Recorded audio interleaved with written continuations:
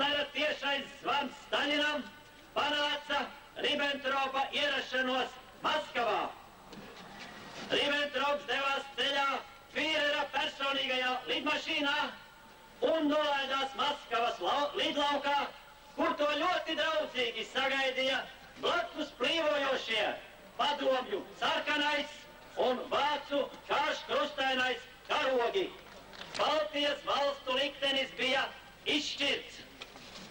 Baltijas puķu dārziņi, kā mūsu valstis nicinoši sauca staļinists Ždanovs, bija sagaidījuši savu likteni.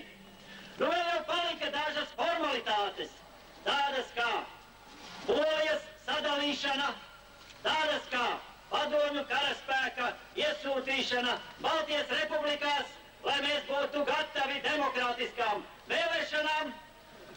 Baltijas valstīs gandrīz vienā dienā un gandrīz vienā stundā nobrieda revolucionārā situācija, un visas Baltijas valstis draudzīgi saņēmās rokās un devās labprātīgi tautu tēva apkampienos. Mēs šajos apkampienos dzīvojam ilgi, esam izbaudījuši apšaušanas, izsūtīšanas un garus stagnācijas periodus.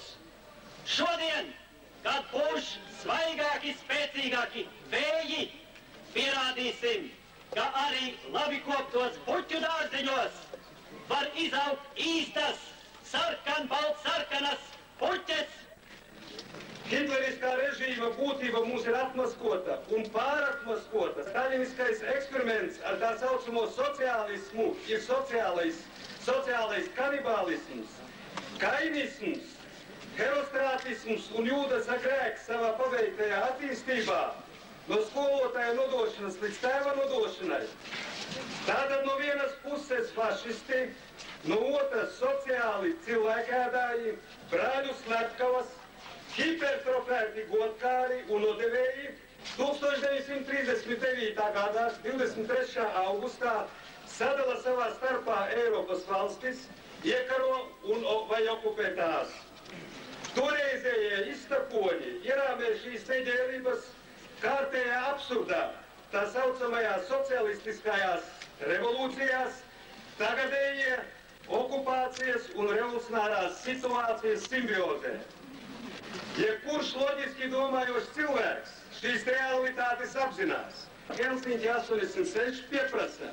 Pirmais. Anulēt 1939. gada 23. augustā Molotovā Ribbentropa fakta slepeno protokolu. Otrais. PSRS stingri ievērot padomju Krievijas un Latvijas republikas 1920. gada 11. augusta miera līgumu. Tas ir izvākt okupācijas karaspēku, līdz ar to atjaunot Latvijas neatkarību un ļaut latviešu tautai brīvi izvēlēties pašai savu turpmāko politisko orientāciju.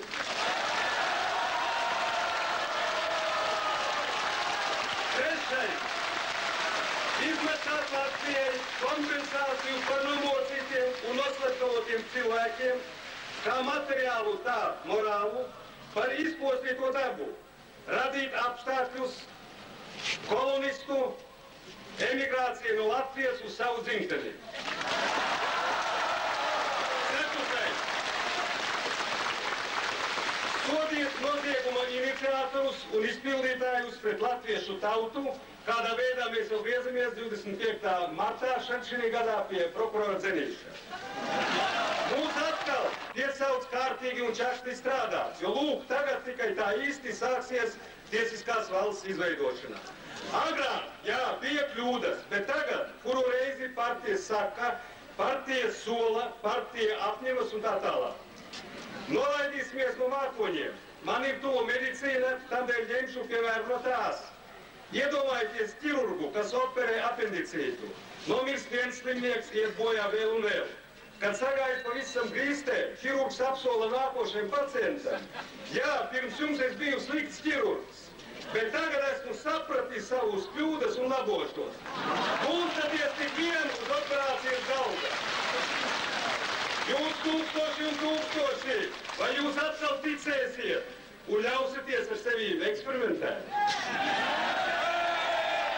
Vai tas ķirurgs neteica, ka viņš ir visprogresīvākais, visgaišrecīgākais, visgudrākais, visģeniālākais, vishumānākais? Teica, un atcerās un mokās gāja bojā miljoni un miljoni.